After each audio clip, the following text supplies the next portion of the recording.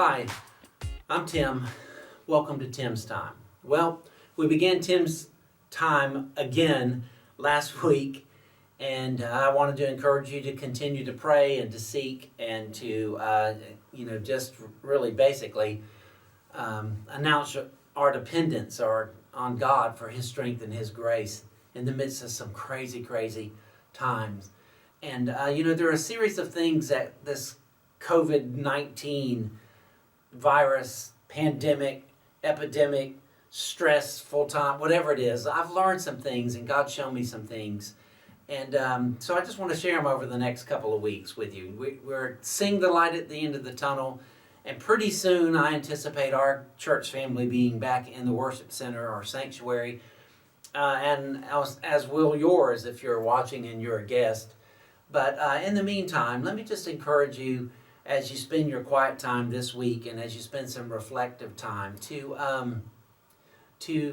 learn one of the lessons that I've learned, and here it is.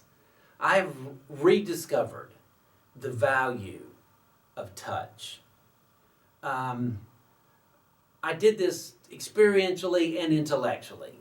Intellectually, I picked up my Bible, and as I'm reading, I encounter the description or the story of Jesus, who's he and his disciples are out walking, and there are lepers. And as you know your Bible history, and if you don't, let me encourage you, the culture of the day, if you had leprosy back in that day, leprosy could be the most serious form of it. It could just be skin rash disease. Anything, though, that the law would have you determine unclean.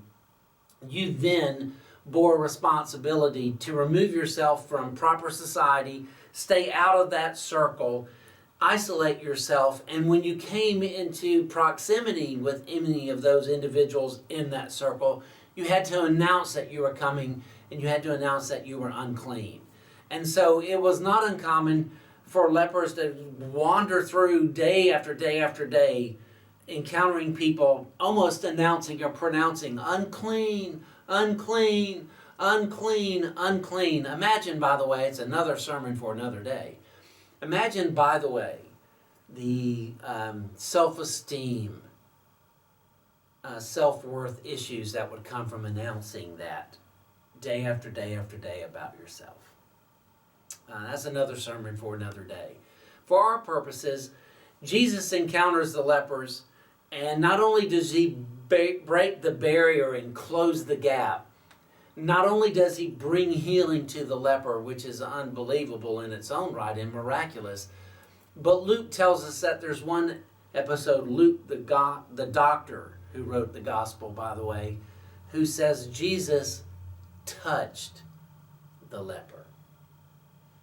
And there was something about the touch of Jesus, physically as well as spiritually, that just changes everything. Emotionally, that changes everything.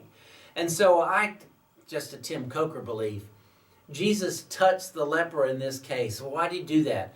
Because I think Jesus brought emotional healing before he ever brought physical healing. He saw the ramifications of this guy wandering through Palestine, having to continuously put himself down and tell people that he was unclean. And the first thing Jesus wanted him to know is, not only am I the Son of God who can bring physical healing, I'm willing to touch you because you have worth and value to me. And he brings emotional healing. What does that have to do with COVID-19? Well, I've learned experientially that there's a great value in touching. It's incredible to me the number of people who have said, gosh, I miss my church family because I just need to be around someone else. I need to shake someone's hand. I'll never take that for granted again. Don't know when we're going to start greeting again, preacher, but I'll be the first not to criticize y'all for doing that greeting thing. I'm looking forward to someone coming up to me and speaking with me and hugging me and kneeling at the altar during an invitation when that comes back and praying together. Touch, touch, touch, touch, touch. It's gone lacking. And people are isolated. Maybe not quite on the level of a leper, but they're isolated nonetheless. So can we do anything about that? The answer is absolutely, positively yes. In fact, you can do something about that this week. I want you to do a couple of things. Thing one is pray during your prayer time, 4:32 or whenever. Pray during your prayer time that God would show you someone who needs a touch. And then secondly, reach out and touch them. Well, Tim, we're supposed to be social distancing. Not every touch is physically. Not every touch is emotionally touching. It can be emotional, physical, it can be a note, it can be an email, it can be a phone call. Those touches matter. In fact, remember the old Southern Gospel special, He Touched Me, and oh, the joy that floods my soul.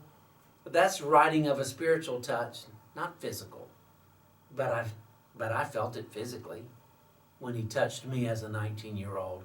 I felt it emotionally, even though salvation is not primarily emotionally. I felt it intellectually. I felt it every way that you can feel it. And there's somebody out there who needs to feel it from you this week. So, how about learn what I've learned? I suspect you know it already. Touch someone this week, and let's make a big difference. Have a great week. God bless.